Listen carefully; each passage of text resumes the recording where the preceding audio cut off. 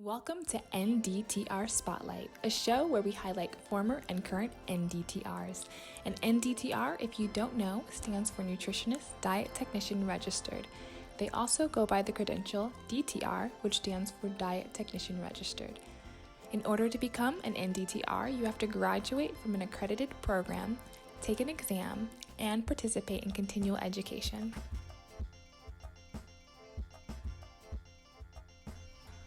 Welcome to NDTR Spotlight. I'm your host, Marie Lorraine. Today's guest I'm super excited about. We connected on LinkedIn, Facebook, and Instagram, and she's finally here today to talk to us. And she is our first DTR who's currently working in clinical nutrition. So we're going to talk about that, pick her brain about clinical nutrition. She also has a really interesting interest in substance abuse and wounds that we're going to talk about. And she's doing everything. She has a side hustle where she has her own coaching business called Betacarotene, where she specializes in women's health.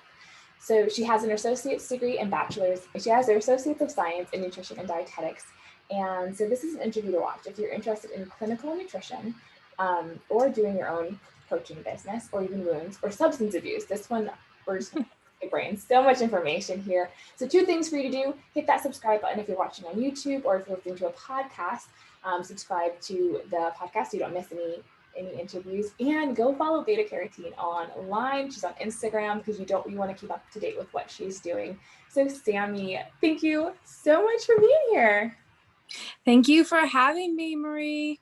Yeah, it's so good that you're here. I know you've been going through a lot, so I really appreciate your time today. Hey, this is, keeping my mind off things. So thank you for having me. So the normal question we like to ask: what made you get into or become a diet technician? All right. So I was a hairdresser from the second that I graduated high school. I really didn't like one of my bosses that I was working with, and I decided that I needed a lifestyle change. I wanted a career change. So I quit smoking. I started eating healthier, and I decided that I had no idea what I was doing, and I wanted to learn a little bit more about nutrition. I remember somebody was like, "Oh, you should track your macros and stuff like that." And I'm like, I have no idea what a macro is. So I decided to go back to school and learn more about nutrition. And I found the nutrition and dietetics career path. Never knew what a diet tech was, but it seemed like the perfect, path that I wanted to go towards. And I've been doing it ever since. I still hold my hairdressing license for, the cheap hair stuff, but I'm no longer doing hair. Wow, that's a fun transition from hair to food. And it sounds like you have these really cool, so it was a personal issue. Was it a personal issue that made you want to look into nutrition, or something else? I would say personal. It was, a mixture of the lifestyle change, as well as I didn't like my boss. She really just made me hate working in a salon. And so I decided to pursue, something new, my new passion, which was, living a healthy lifestyle. Yeah, well, good that boss was great because she got you to do something else. So thank you to her. Yes, I thank her in that way, but like I said, she was a horrible boss. Oh, I'm sorry you had that experience. So what was the process from going from hairdressing to this completely different field, like the schooling and the studies? Look for you. Well, one of the most similar things is lots of science. So even as a hairdresser, you have to know anatomy and physiology. So I feel like I've taken so many anatomy and physiology classes that I could be a doctor with the amount of anatomy that I've had. I think I've taken like 6 different anatomy courses. But while I was hairdressing, I was working full time and I was going to school full time. And then I also took a nutrition aid position at the hospital that I work at now to get my foot into the door. So I was working 2 full-time jobs and going to school full-time. I don't know how I did it, but I did it. Were you also married with kids at the time, or? No. So I was with my significant other at that time, but we did not have kids. There's no way that I could have done all of that as being a mother as well. Oh, That's a lot, because the classes themselves are just very complicated. But I love that you were progressive in getting your foot in the door in that clinical setting. So what was the process of working as a nutrition aide, and then how did you advance to where you're working now in the clinical setting? so the nutrition aid, meal selecting with the patients, dropping off the meals to the patients. I also did like expediting in food service, making sure, that the trays were adequate, as well as making sure that they're getting their supplements on their trays. Then from there, I tried to get a diet tech position at the same job, but whoever was the director of nutrition there, they wouldn't hire me because I only had my associate's degree. They were under the assumption that you had to have a bachelor's degree to be a diet tech, so they wouldn't hire me. So I was very, very distraught by that. But I did take a diet tech position before I graduated in corrections, and I worked there for 2 years. Because I had, the experience, I was able to go back to that hospital that I work at now. So I kind of went into like a giant circle. Yeah. Wow. I love that you didn't let that stop you. Like, you didn't say, oh, I have to go get a bachelor's. You knew that what you had was enough, and you found another opportunity. And then you ended up back in the hospital that originally was like, you need a bachelor's degree. Yeah, I was like, boom. That's cool. So what does a diet technician do in corrections? Oh my gosh. I loved that job so much, but I couldn't travel anymore because of my child. But I had 3 institutions, and I would drive over the state of Ohio where I live. And basically, I would schedule multiple inmates to see that day, providing nutrition education, mainly for like diabetes, hypertension, high cholesterol. Then sometimes I would deal with malnourished inmates who had BMIs of like 17 because of substance abuse. And sometimes I had to deal with some wound patients as well. So one of the institutions was a hospital setting, and then 2 of them were just regular institutions. So I experienced my clinical setting experience while I was in corrections. So that's why I got hired on at my current job, because I had that experience. You had that experience working there, and then they're able to hire you on because there was clinical aspects in corrections. Is that correct? Yes. Okay. So you kind of pointed to the types of patients you saw there. You saw the wounds, you saw malnutrition. What else was that? What is that patient population, at risk for, or what would you see in that population? I would, like I said, a lot of diabetes, a lot of hypertension, because most of them are eating off of commissary, which is going to be high in sodium. And a lot of them just didn't care about their health at that point. If they were going to be spending a lot of time in prison, they kind of were just like in one ear and out the other, didn't really want to listen to what I had to say. But if they did have a short sentence, they were more, perceptive to what I had to say. Okay. That is so fascinating. So when you're talking about interventions for this population, because they're limited, because they're stuck in prison, how were you able to navigate that and motivate these people? I know you said if they're longer, it's harder, but how did you handle those hurdles? You had to get creative. I learned a lot about the commissary that they were buying. I would have the inmates bring me like nutrition labels from their commissary, and then I would scan them, and I would educate them on the nutrition label of what they're eating. A lot of like summer sausages, ramen obviously is a really big one. So I taught them, about the carbs and the sodium in those products and how much they should eat during the day to help them.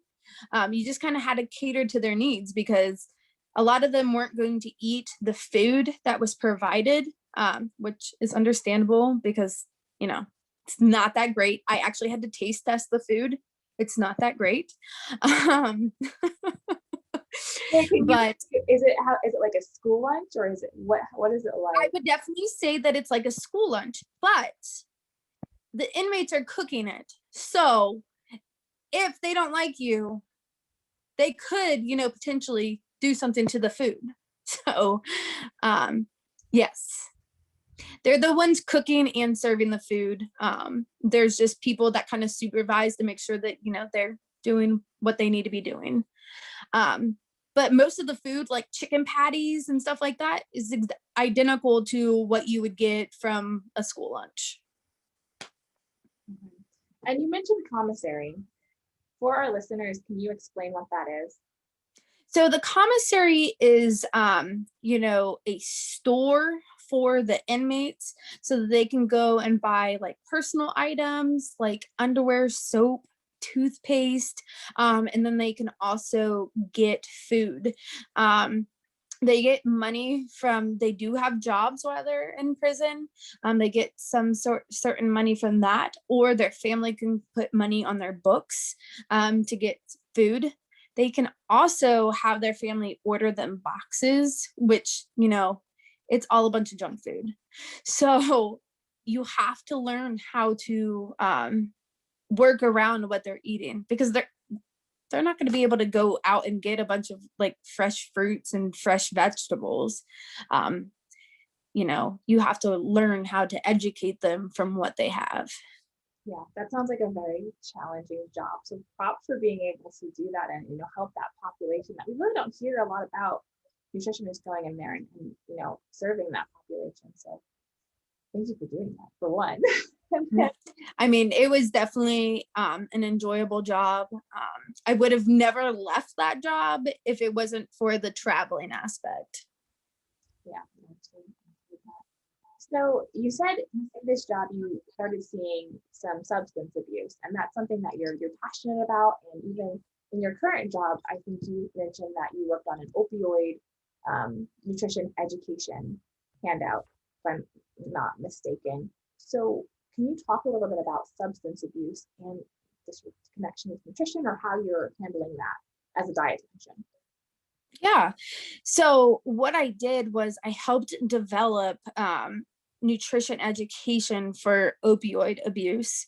And basically I would educate like a group of patients that were in like detox at this time.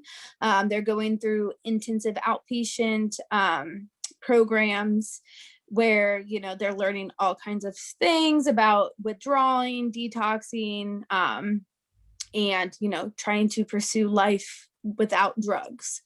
And one of those things is nutrition. So I became passionate about this because my brother became he was addicted to heroin at some point, and he's clean. He's doing great. He's, working, doing good. So when I got this job, I took over this, it's just like a substance abuse hospital. And I see these patients daily. A lot of them have malnourishment because they're not eating, because they're, drinking, or they're taking their drugs, and they've experienced a lot of weight loss.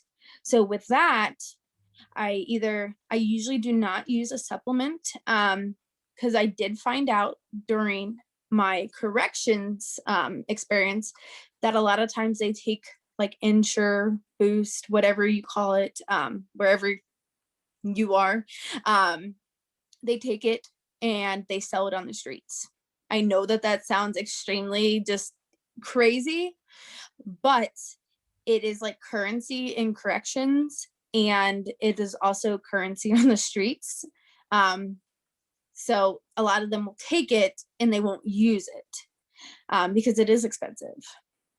So I learned to educate with food, making sure that they're eating an adequate amount of protein, nutrient dense fruits and vegetables, making sure that they're sleeping, that they're drinking plenty of water, you know, showing them the importance of all of, you know, the well-rounded things that we would teach our patients in general.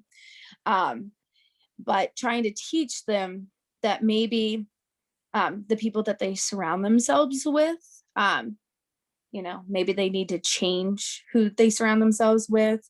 Are they going to be a, you know, what am I trying to say? A great support system? Are they willing to help you through these changes? So not only are we dealing with the nutrition aspect, but also the mental, the physical, and the emotional aspect as well.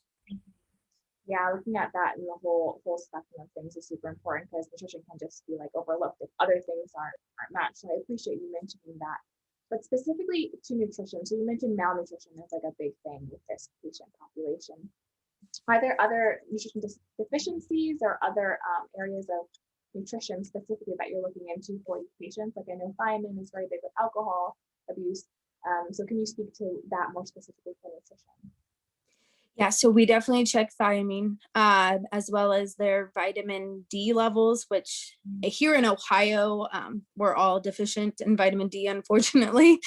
As well as I make sure that they are on a multivitamin, a vitamin C, a vitamin D, and that thiamine. We kind of do like that bundle deal. We will draw labs to make sure that they are, if they are deficient, we do have, you know, a certain set protocol that we do follow. I also typically give them either double portions or double protein, depending on the malnourishment.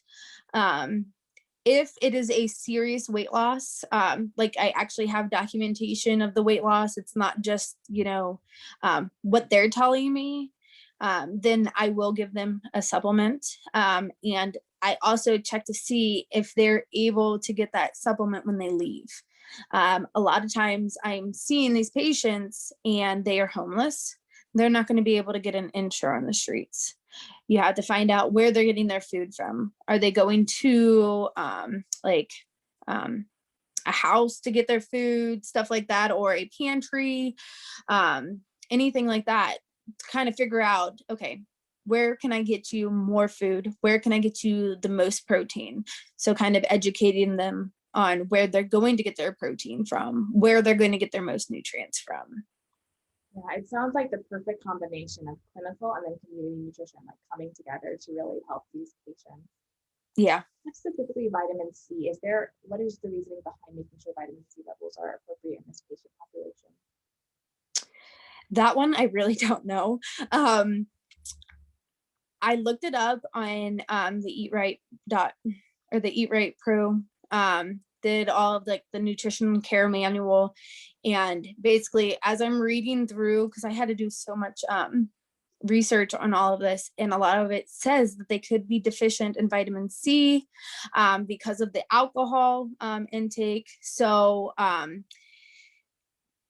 just trusting the nutrition care manual on that one. Yeah, that makes it, and maybe the antioxidant effect of it too, but yeah, and if it's deficient, high deficient in that patient population, that makes sense too. Right. It's just a common deficiency, and I'm like, okay, well, let's draw the labs. Let's see if they're deficient. If they're deficient, I want you to give them this much. But I also have like a little cheat sheet that tells me like the recommended amounts. That is really cool. So do you have to recommend it to the doctor, or do you work underneath the dietitian to get these multivitamins and supplements and double portions to the patient you serve? So my dietitians kind of give me free reign on that part, because they're going to agree with me most of the time. So I lost you for a second. They will let me put in that recommendation. Typically I verbally tell them what I'm doing and they're like, yeah, I agree. That's exactly what I would do. But then I would put the recommendation into the doctor and the doctor would be like, okay, sure. That's perfect. That's good. That's nice that you're trusted and your work is valued where you are working at. So it sounds like Sometimes. sometimes. Okay, we'll have to get to that later. But my other question, one more question for this population that you work with, for the multivitamins, how do you ensure that they are getting those after they leave the hospital setting? Is there something that is implemented for that? I think that the PCRM makes sure that they're getting that. Most of my patients are going to a outpatient setting or intensive outpatient setting, so they're going to get that from there as well. I hope that when they leave that setting, that those social workers and everybody will get them set up, with the, proper medication and vitamins as well. I know that the people that I work with are very passionate about what they do. So I'm hoping that, everybody just kind of follows through with what our plan is in the end. That team effort of Right. all of that. Wow. So what does a day look like in the hospital for you? So I typically get into work at around like 6:30 on a good day, depending on my toddler. And I have to like run reports. So I check to see if there is any suicide patients. If there are suicide patients, I have to put in a paper service meal for those patients. I also run a report for supplements. So if somebody was ordered a supplement throughout the evening, I need to go ahead and put that in. And then I also need to screen that patient. I also check for anybody who needs a meal selection, HS snacks. I'll go through all of that in a second. I'm just going off of my mental checklist that I have on my desk. We check to make sure new diet orders, new patients, and that's pretty much what I do at first when I get in. And then we follow the MST score at my job. So the MST is the malnutrition screening tool. So I look at people who are over the age of 65. BMI is less than 18.5. Yes, 18.5, or if their MST score is 2 or above. I also look at their Braden score. I have mentioned that I focus a lot on wounds. And so I will look at a Braden score. If it is 18 and below, I will, screen that patient as well, because we found out that the MST score could, bypass those wound patients if we don't look at those Braden scores. Mm-hmm. Which I also add the wound consult list to my checklist. So I will look at the wound consult list to see if there's any patient on that list that we haven't seen. And that also will help us figure out all of those lovely wounds that are missed. Because unfortunately, where I work at, they will not consult us for wound patients. Wow, that's so strange because wounds is so related to nutrition. Absolutely. So I made it, one of my jobs during the day to make sure that wounds are seen by us. Yeah. Eventually, we will get consulted for it. I am determined. You're slowly working the way up. So after, I do my screening, then basically I, look at the ages. So the 65-year-olds, the wound patients, anybody who's under 18.5 and an MST greater than 2. Now that greater than 2 can be skeptical because it could be unsure of weight loss and poor PO intake. So poor appetite. So I just screen them, and I will find some that the BMI is under because of alcoholism, or opioid abuse. So I get that a lot where at the setting that I'm in, or I get a 65-year-old that's nothing wrong with them. So I go and screen them. Appetite's good. They're just, overweight. They're there for surgery or they had a heart attack. Can I give them some education? It just depends. That makes sense. It sounds like you're doing so much like heavy nutrition stuff. It's so refreshing because usually when a DTR is in the clinical setting, they're still kind of attached to food service. But you're like in there, you're seeing patients, you're screening, you're giving supplements, and it's so refreshing. So I know I'm going to be asked, how did you find these jobs? Was there a job search? Was it just luck? How did you land? What was the search look like? What did the search look like for you? I think I used Indeed for the job that both of them actually. I just went on Indeed and found them. Now I do deal with a little bit of food service at my job, but a lot less than the other hospital that I work with. I work in like a smaller hospital, so I just kind of do meal selections and that's pretty much it. But yeah, Indeed is where I found the job.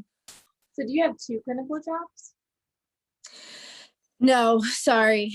The way that I explained that. So I work for like a very large university hospital, and I work for a smaller hospital connected to the large one. So I have less food service responsibilities. Granted, I have to make sure that I'm getting, food service time, but most of my work is in clinical because I work for a team of 3. So I'm the only diet tech and there's 2 dietitians. So when we're taking over this entire hospital. Oh, wow. Wow. So that brings me to my next question. What are the restrictions or what's it like working alongside the dietitians at your job? So I have a wonderful team of dietitians. They're basically, they hate when I give them, no, never mind. I was gonna say they hate when I give them high risks, because a lot of the times, like I can give them somebody, that has lost weight, but the same recommendation that I would give is the same one that they would give. So they're like, well, I'm not going to give them a tube feed, so you can definitely have them, because I do not do tube feeds in this position. The tube feeds go straight to the dietitian. Same with wounds that are 3 or stage 3 and 4. So if I'm dealing with weight loss, I personally feel like I can deal with that. And they also agree that I can deal with that, as long as a tube feed is not needed. But I personally feel like they give me a lot of, free way to do things. But half the time, like I run it by them, they're like, yes, I agree. Wow, that sounds like a very good work environment where you're valued and appreciated for what you're doing. So we talked about your jobs, but you also have a side a coaching business. And so what made you decide to start that, having such a fulfilling career in what you're already doing?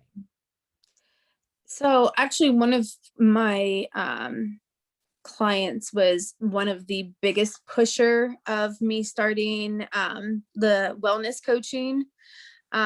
So I'm also a fitness instructor on the side for a group called Fit for Mom, something that I joined after I became a mother, obviously, just for like friendship as well as support. As a mother, we all need support. Let me just tell you, we need friends, we need that love. So I became a fitness instructor, and one of my moms was like, hey, why don't you utilize what you do and be my personal coach? And I was like, what do you need? And she's like, I just really need accountability and somebody to teach me what I need to do. I was like, oh, I can definitely do that. She didn't want the numbers game. She literally wanted somebody to push her in the right direction. I'm like, I can do that. So this all happened during the COVID shutdown. Even though I was still at work, because I didn't have, I had to go to work every day still. And I just was like, let me do this. And after that, I had more clients that were like, well, so-and-so told me that you were doing this. Like, I'm interested in. So I was like, okay, let's do this. Like, I'm going to do this. My husband was like, okay, let's start this side business for you. He is a graphic designer. So he's the one who created my logo, and kind of, he's been helping me with the marketing aspect of my job. He's got all these like cool tricks and stuff. He's like, let's promote you on Facebook. And I'm like, how do we do that? I didn't know how to promote on Facebook, but he showed me the ways, and I that's how I got the ball rolling. It's only been about 9 months since I got everything started. I've had a handful of clients so far, just working from the bottom up. Wow, that's cool. Your name, I have to ask, your name is so fun, beta-carotene. How did you come up with that? So when I was taking my test, one of the biggest things was I couldn't remember the different vitamins. I know that sounds so funny, but beta-carotene was the one that I kept always remembering. And I ended up like teaching this to my son. Like, he's 2 years old, but I was like, you got to make sure that you're eating your beta-carotene. And for some reason that just kind of clicked. And I was like, let's go with beta-carotene. That's fun. That's a cute little behind the name.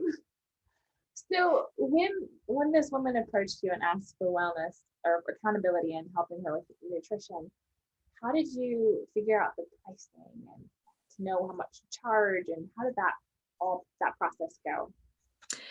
A lot of research. So went on Instagram, went on Facebook, kind of just started searching.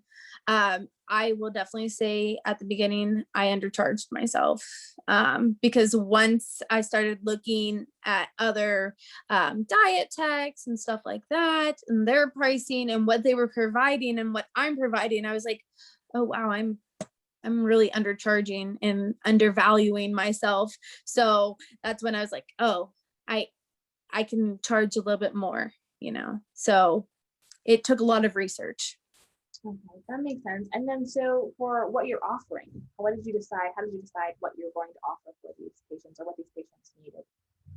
I'm still working on that. I did create like an initial consult, which, that's your discovery call, which is free.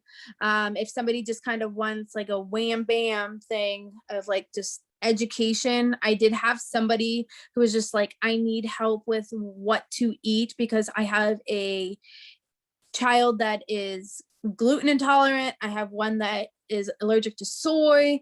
And like, I was like, whoa, you have so much going on in your household. So she wanted me to kind of help her, navigate making sure that she's getting the nutrients that she needs in her diet, because she's also breastfeeding. So she didn't want accountability or anything. She just kind of wanted the straightforward education. So I gave her that. But then the other moms want, accountability. They want check-ins. They want education every week. They want me to look at what they're eating and make recommendations, stuff like that. So I either do the straightforward, or I do a wellness package so far. Okay. Yeah, that sounds like a lot of work. Giving feedback on foods, and that sounds like a lot. So I hope you're charging what you're worth for that. I'm definitely charging for my, my work. Good. Yeah, that's so much. So I know your husband kind of helped you with the marketing things, but what made you decide to like your website? How was designing your website and your Instagram? How was that all? And do you get clients from your website and Instagram, or is it more word of mouth at this point? It's definitely more word of mouth at this point. I started with WordPress, and I started with that like quite a few years ago, starting on the blog. But then I realized that WordPress is way too difficult for me. So I ended up switching to Wix. And I would say my blog went from more of postpartum to nutrition based. It started with me kind of expressing emotion with postpartum and postpartum depression, needing, somewhere to vent. And then it kind of started going towards beta carotene and nutrition education. Basically, somebody reaches out to me wanting to learn a little bit more. So then, I turned it into a blog post. I forget what else you asked me. I was asking what made you decide to just the blog came from just your own personal passion, and Instagram. Was there a reason behind Instagram, or is that just Instagram. So somebody reached out to me. She is her Instagram is the Biz School.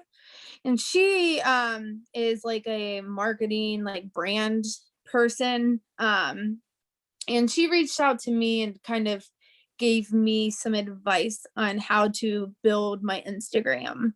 Because at first my Instagram was like all over the place. Now I'm only posting about my family, nutrition, and women's health. Whereas it used to be just a plethora of things. So she helped me develop my brand, develop my colors, and what my niche is. And then we went from there. Okay, so that was my next question, your niche. It sounds like it kind of evolved, but what made you like stick to women's health and find that niche?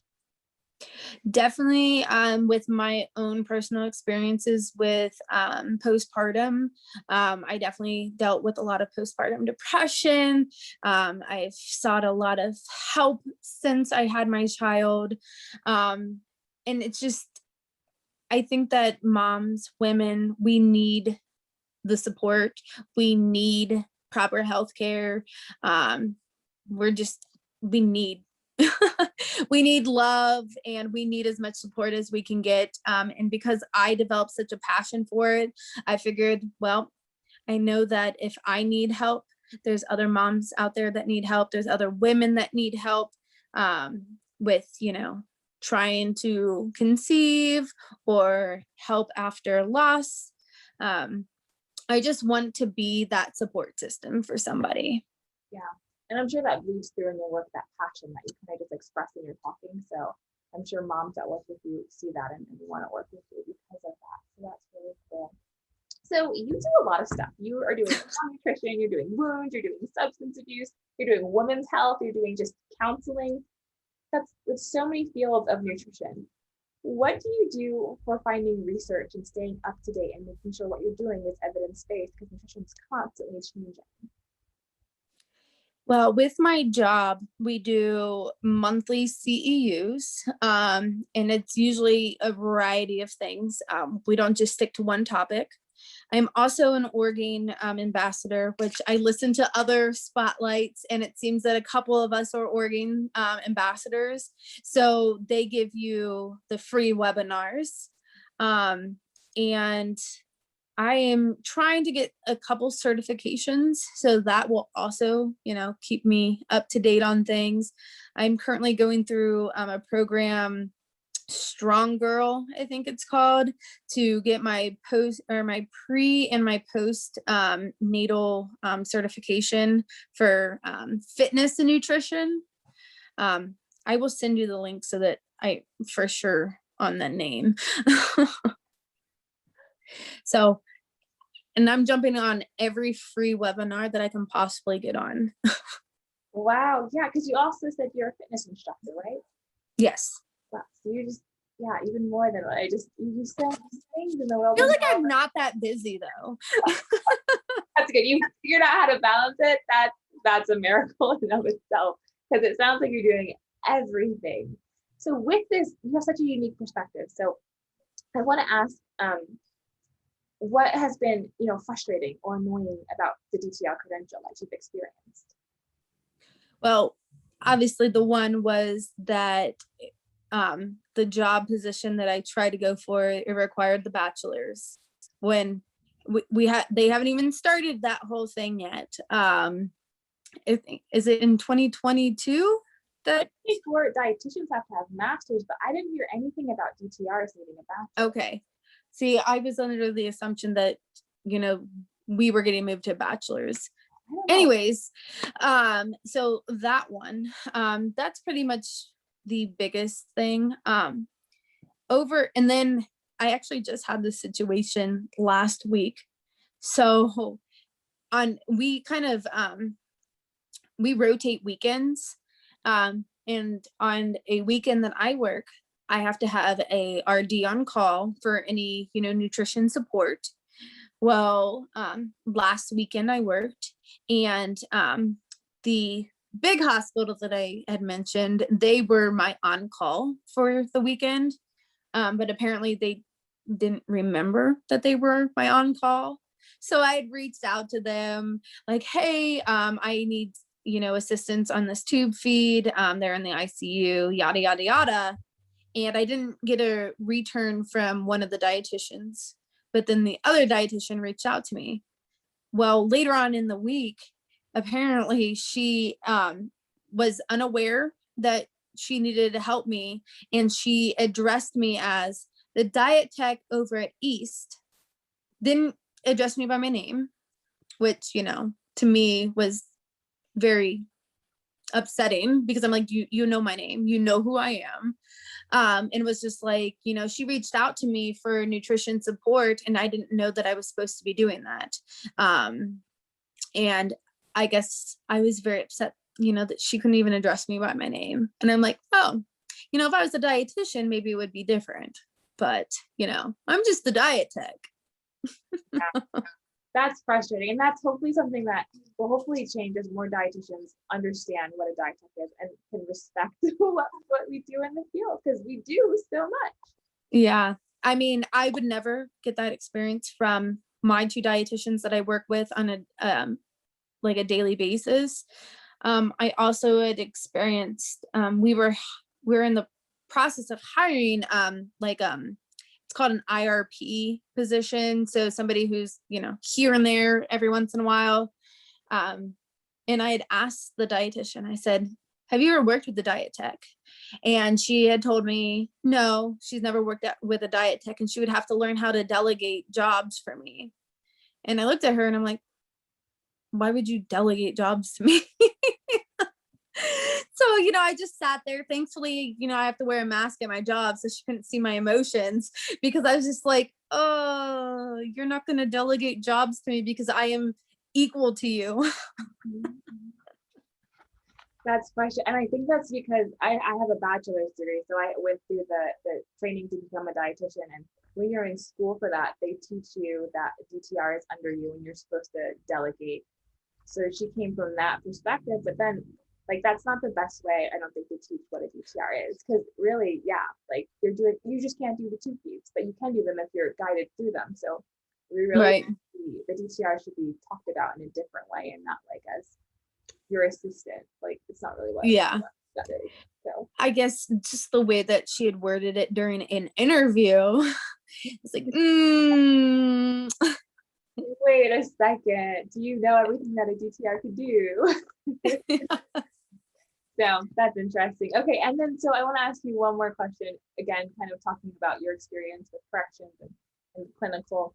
How has your experience been with diversity? You have diverse populations that you're working with, and then just different people you're working with. So how has your experience in diversity been in the field of dietetics? Any way you want to interpret that, does not have to be skin tone. I worked with a wide variety of people. So I would deal with people who were practicing Ramadan in the institutions, or they weren't practicing Ramadan but said that they did because they wanted the special food. I know that sounds so terrible, but they get better food during Ramadan. Let's see. I hope that you're editing this part. Yeah, we'll chop it up to make it, so it's less confusing. dealing with, I mean, I dealt with so much diversity in my job with either the the corrections officers, with the inmates, with the staff members. I mean, you just kind of had to roll with it, I guess. Yeah, that's great to have that, being able to work with so many diverse people, positions, situations. I'm sure that makes We'll sense. say I've learned so much. I've learned so much about different cultures. Um, I never, you learn about Ramadan and stuff like that, but I didn't really know what that entailed. Also, like different holidays for like the hospital, because they tried to follow through with different holidays as well. But trying to cater to them, also learning yourself, if somebody comes into the hospital and they, don't eat pork, they don't eat red meat, learning how, like, what to provide for them, learning the different protein sources to provide for somebody, or different recommendations. Yeah, it sounds like you've been working that diverse muscle a lot with all of the things that you mentioned. So that's awesome. That's awesome that you've had that experience. So is there anything you want to add or touch on before we close out the interview? No, I mean, I want to thank you once again for listening to all of my things and having me on here, and allowing me to talk about all the different things. I really didn't think that I had that much going on until, I actually like let it all out. And I'm like, oh, there's a lot of things going there. I would love for you guys to follow me on Instagram at betacarotene. I'm sure that she'll tag me in this somewhere. But yeah, feel free to ask me questions about the substance abuse, the wound care, women's health. I love these subjects. I love helping people. So yeah. Awesome. Thank you for adding that contact information. And I do want to ask you one more thing. I know I keep asking you questions. No, you're fine. Any advice for DTRs who want to get into that clinical space and work at the level that you're working as a clinical DTR? So what I did was I got my foot in the door while I was in school. So started from the bottom and now I'm here. I literally was a student assistant. Then I went to a nutrition aide. I didn't think that I was ever going to get that diet tech position at my job, but I got it because I was working towards that goal. So setting my goals and working towards it. Love it. Okay, thank you so much, Sami. If you enjoyed this interview, make sure to give it a thumbs up. Go follow her, betacarotene, on Instagram. Comment down below any questions you have as well. And if I can answer them, I'll send you over to betacarotene. And thank you so much for watching. We'll see you in our next NDTR Spotlight. All right.